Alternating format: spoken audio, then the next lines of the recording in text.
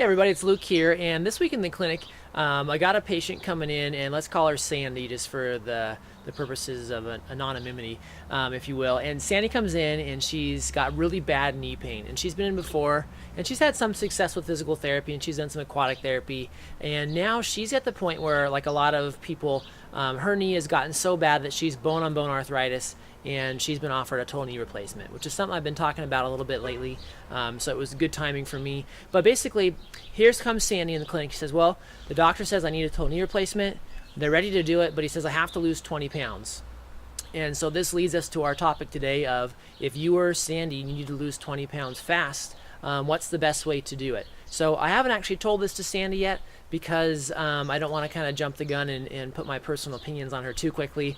Those of you who know me personally know that I have definite opinions on all this stuff, and I do try to be a little bit delicate on how I tell people if they're receptive to it or not. So at some point I may tell this to her if she is ready to hear it. But anyways, so if you need to lose 20 pounds quickly, I'm calling it the easiest way to do it. I do want to qualify that though too before I get into my technique here, because when I say easy, it may seem easy to some of you, but for a lot of people, when you hear like, well, what's the easiest, fastest way to lose weight? It's like, well, give me something, give me a pill, give me a cleanse, give me something to blow everything out of my colon, not to be too gross, but that's an option. And so it's not easy in those regards, and it's not going to be overnight, but to me, it's the easiest, safest, natural option. So feel free to disagree with me on the title, but hopefully at least got you to read the post or watch the video. So anyways, what I will tell Sandy, if she's ready, is the easiest, most effective way for you to lose 20 pounds and allow you to get your total knee replacement, which maybe at that point you won't even need it if you feel better, is to drastically reduce your carb and sugar intake. That's it.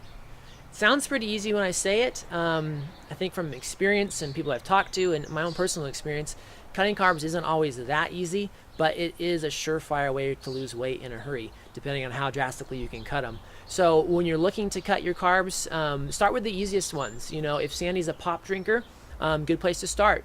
Whether it's regular soda, sugary drinks, juice, anything like that has sugar in it that you're drinking, cut that out, and trade it for tea or trade it for water. I drink a little kombucha, which has some sugar in it, but again, drastically cut that down. Those are easy places to start. Any other easy places to start are like after meal desserts. Those are just loaded. Unfortunately, again, I say this is the easy thing to do, but for some people, they need dessert or they think they do. But those are, again, where you get the most bang for your buck.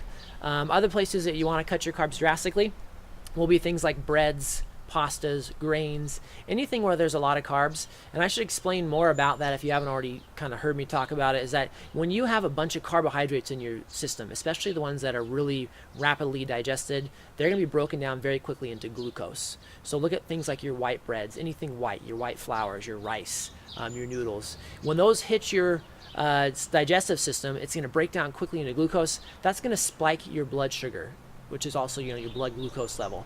Anytime you spike your blood sugar, what your body is going to do is it's going to metabolize that stuff through the liver, and it's going to increase your level of triglycerides in your blood. So basically, excess sugar in your bloodstream is going to be converted to fat. Excess fat floating around in your bloodstream is going to be soaked up by those fat tissues, those adipose tissues. So again, back on track here. Cut out the easy ones, cut out the really sugary drinks, cut out those after meal treats, and cut out all of those grains and pastas and breads and stuff. Now, if Sandy does this, she might not notice anything for the first few days, but if she's really good about dramatically lowering her carb and sugar intake, she will lose weight.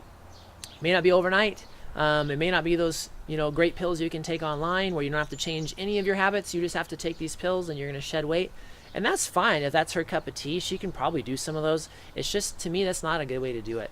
So anyways, those are my 2 cents for the day. If you or someone again, is suffering with things like knee pain, lower back pain, hip pain, and you think losing weight will help you, or you think losing weight will get you closer to a medical intervention you need, strongly consider doing this. The other thing that goes along with this that's going to benefit Sandy is that people who reduce their sugar intake and their carbohydrate intake, generally are going to have a lot less pain and inflammation. So it might just work out for her that if, or someone like her, if they do this, that not only will they lose weight and feel a little better energy wise and things like that, but they're actually going to have less inflammation, and that knee joint or hip joint or whatever they're concerned about is actually going to feel better. And in a best case scenario, no surgery anyway. So feel free to pass it along, use it yourself. It's not easy, but to me, it is the best way to do it. So those are my final thoughts there. Thank you for watching, and I'll talk to you again soon.